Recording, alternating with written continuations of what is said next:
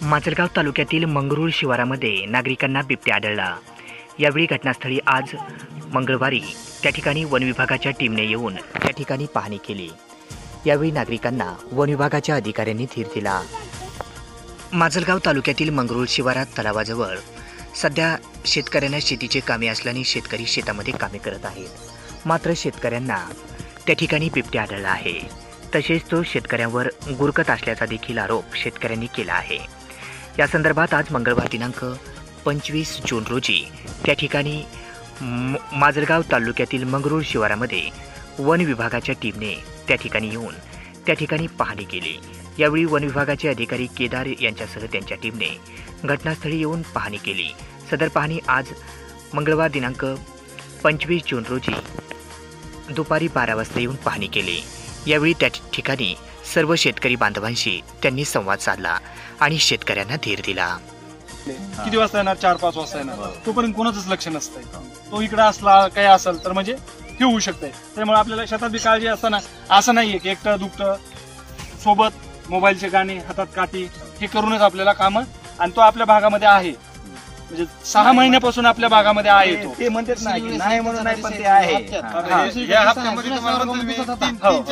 आता उन्हाळ्यामध्ये सगळ्यात जास्त माती जेव्हा आपलं काढायला चालू होते का तलावातले गाळ सिंचन आहे तेव्हा आम्हाला कितीतरी ट्रॅक्टरवाले टिप्परवाल्यांचे फोन करायचे, साहेब आम्हाला दिसला, ते काही उतरत नव्हते पण गाडीच्या समोर यायचा।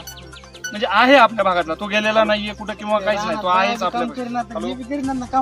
तसं नाही, भ्यायची काहीच गरज नाही, फक्त सोबत आता आज आम्ही येताना बघितलं बऱ्याच ठिकाणी आहेत लेडीज, माग माणूस उभा आहे, आपल्याला ते तसंच काम करावं लागणार आहे, जे एकटं दुखते ना। आणि हे आणि दुसरी गोष्ट तसं काही हे भीतीचं वातावरण नाही। आता कसं होतंय, तुम्ही कसं हे त्याच्याशी रिॲक्ट करता, तो तर ह्या भागात आहे। म्हणजे तुमच्याकडे जवळपास माझ्या माहिती मी मागे एकदा विचारलं होतं तर ह्या भागामध्ये म्हणले की 2008-9 ला पण दिसलेलं आहे। म्हणजे असं नाहीये की आपल्याकडे आजच आलाय। पकडला म्हणले होते, आम्ही तेच सांगतो, जरी ह्या पकडला तर ह्याची जागा कोणीतरी घेणार आहे, म्हणजे आपल्याकडे राहणार भरपूर, कारण की आपल्या एरियामध्ये पाणी, लपायला आणि खायला, म्हणजे सगळ्या ही गोष्टी आपल्यासाठी आपल्या भागामध्ये परिपूर्ण आहे। आता ऊसाचं लपण क्षेत्र आपल्याकडे एवढं आहे, 40 हरणं दिसली असली तर नुसते हरणं होती, मी तुम्हाला म्हटलं ना, मला जे सरपंचाचे चला ना आपण बघू ना, आपण इकडल्या भागातले मला जेवढे बी सरपंच वगैरे आहेत सांगतात ना। अशा प्रकारे वन विभागाच्या टीमने घटनास्थळी येऊन संबंधित नागरिकांना शेतकऱ्यांना धीर दिला।